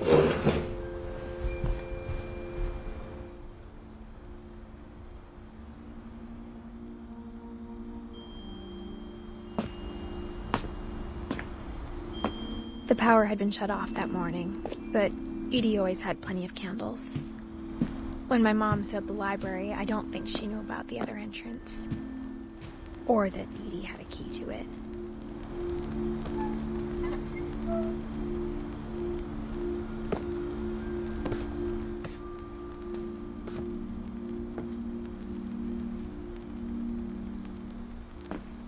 That thing you're afraid of isn't going to end when you leave the house.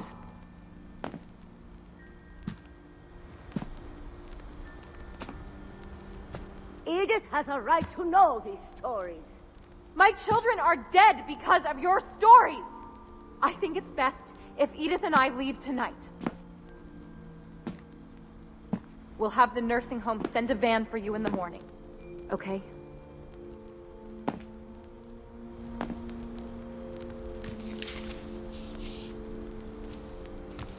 Dear Edith, there's so many stories I wish I could tell you, but there's only time for one.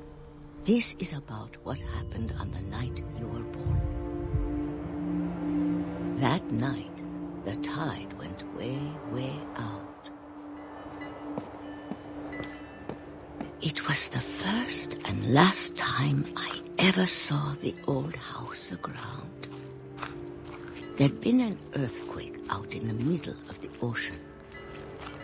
They called it the lowest tide in 1,000 years. God, it smelled awful. You know, I've seen that house every day of my life.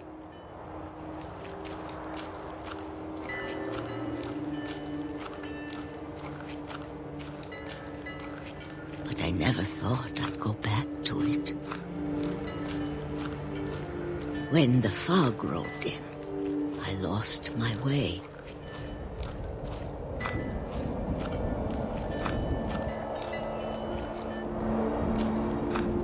I got turned around.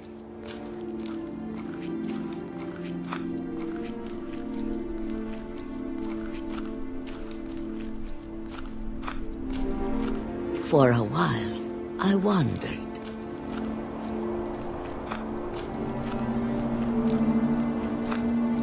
I started seeing things.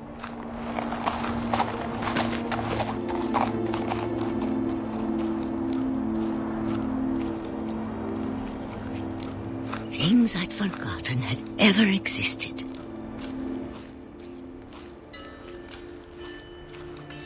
But when I saw them, they felt like old friends. That night, a lot of things came back to me. Or maybe I came back to them.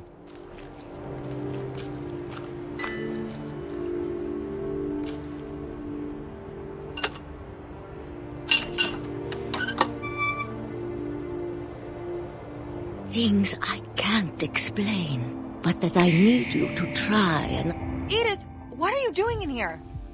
It's mine. Edith! Mom, you're gonna rip it! Let go! I kicked and screamed, but Mom dragged me to the car.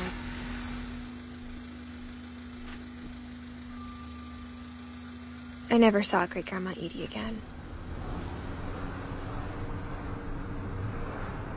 The next morning, the van came to pick her up, but she was already gone.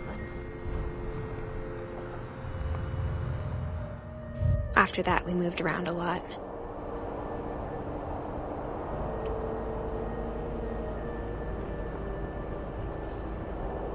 We both tried to make the best of it.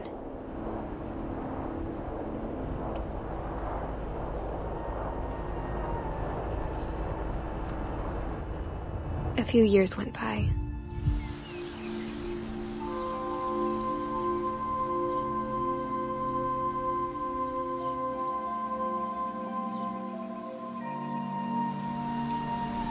My mom didn't like to talk about it. But she started getting sick a lot.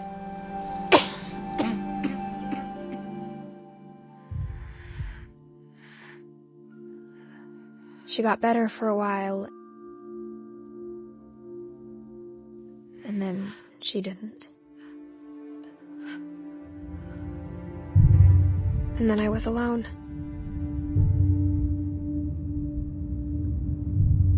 The last Finch left alive.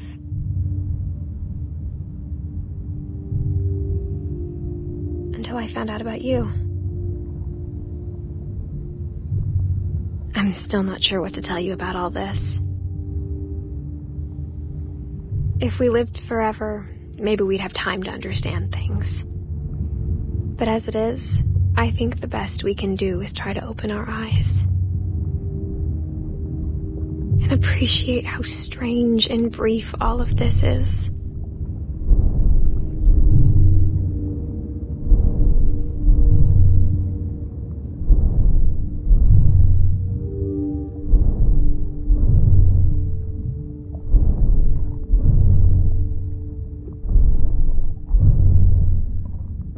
This journal was supposed to be for you.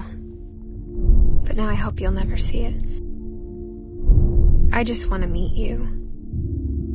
And tell you all these stories myself. But I guess if you're reading this now, things didn't work out that way.